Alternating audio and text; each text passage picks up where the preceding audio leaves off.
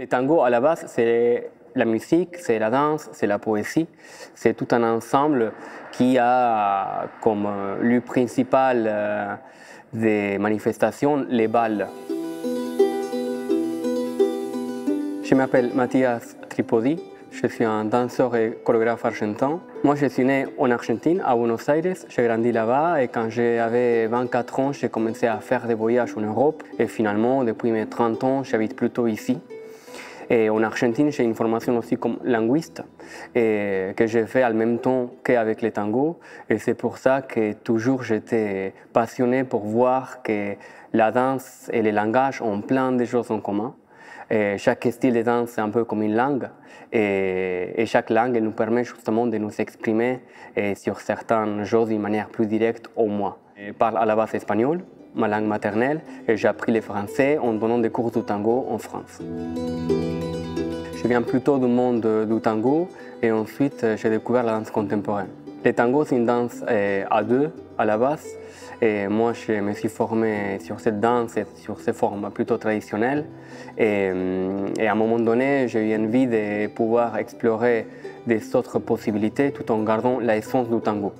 Quelque part, je m'inspire dans ce qui a fait Astor Piazzolla pour la musique, mais pour les mener à la danse. Le tango, à la base, c'est la musique, c'est la danse, c'est la poésie. C'est tout un ensemble qui a comme lieu principal des manifestations les bals. Et moi, je me suis formé justement dans ces bals à Buenos Aires. Et à un moment donné, j'ai voulu mener ça à une forme plutôt de la scène contemporaine. Les chefs, ils sont un personnage un peu secondaire, mais quand même très important dans les bals tango. Et c'est pour cela que j'aime bien les inclure, pour un peu garder l'essence du tango, mais la retravailler autrement. Pour moi, les chefs, c'est autant la présence des autres que leur absence. Et du coup, ça nous permet de mettre en lien déjà une certaine tension entre la place de soi-même et cette lien avec les autres. Je trouve beaucoup d'inspiration dans les paysages urbains. J'ai grandi dans une grande ville et à Paris, je retrouve aussi plein de scènes dans le quotidien. J'aime beaucoup regarder les gens, les observer quand ils dansent, mais aussi quand ils ne dansent pas. Et de là, je prends plein d'inspiration. J'ai une pièce que j'ai chorégraphiée avec les ballets de l'Opéra national de Reims à Strasbourg. Et ça s'appelle Maria de Buenos Aires et c'est une opéra tango. Et cette pièce continue à tourner, je suis très content. Et ensuite, j'ai des projets chorégraphiques plutôt en solo ou en duo et des nouveaux projets aussi pour mettre en scène. En ce moment, je m'intéresse plutôt pas trop à danser, sinon à chorégraphier la danse des autres. Avant, j'avais plus de rituels avant de sortir sur scène. Maintenant, j'ai un peu moins et je me sens un peu plus calme. Et j'ai seulement besoin d'être bien connecté avec moi et avec mes souvenirs. Je trouve des motivations avec la musique. La musique, c'est très important pour moi. Et des fois aussi, je dessine. Et le dessin aussi, c'est une forme de me mener au mouvement. Et après, oui, une petite musique. Commencer à danser, j'ai besoin beaucoup d'un miroir pour danser, et ça m'aide beaucoup à préparer des choses. Et il suffit, oui, faire une petite séance avec soi-même, avec une belle musique, avec quelques croquis aussi, et pouvoir lancer. Mon souvenir par rapport à la danse, c'est ces moments où je finissais mes cours de tango à Buenos Aires et il y avait des dames qui me menaient au bal.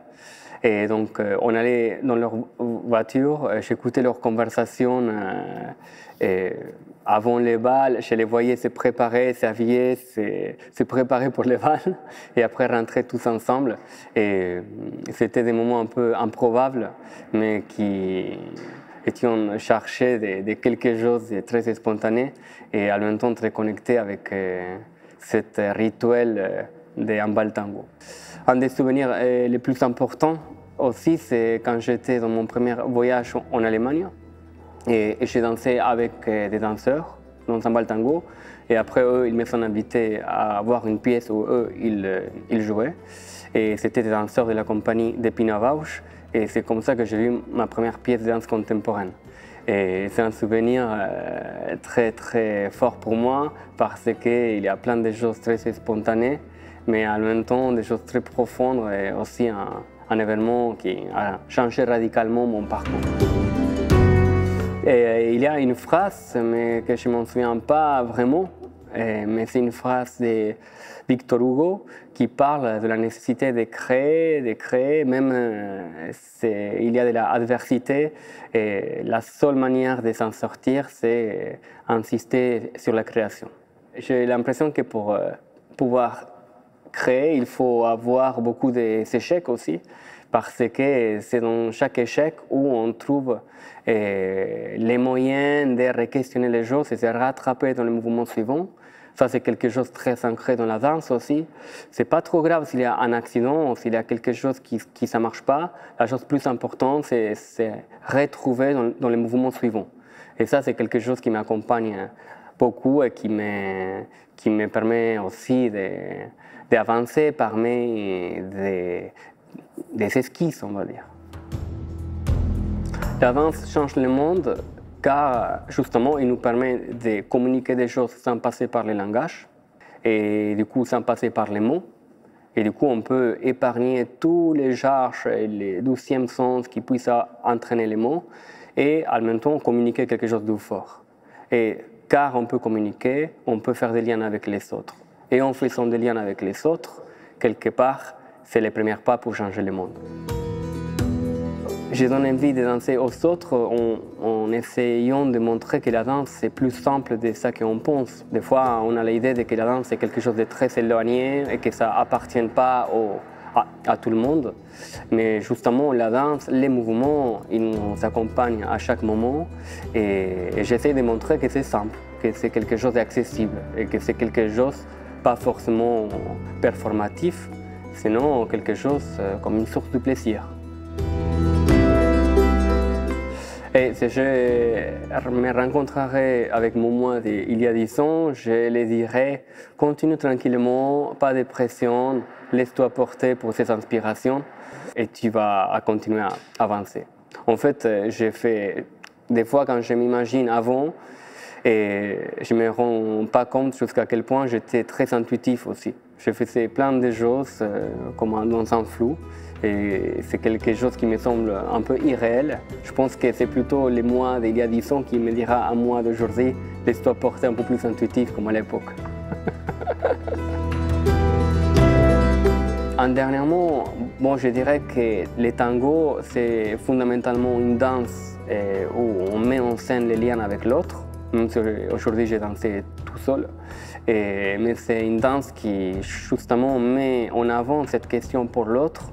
Et c'est une question qui forcément passe pour trouver qui est chacun, qui est soi-même. Et cette aventure, moi je la souhaite à tout le monde.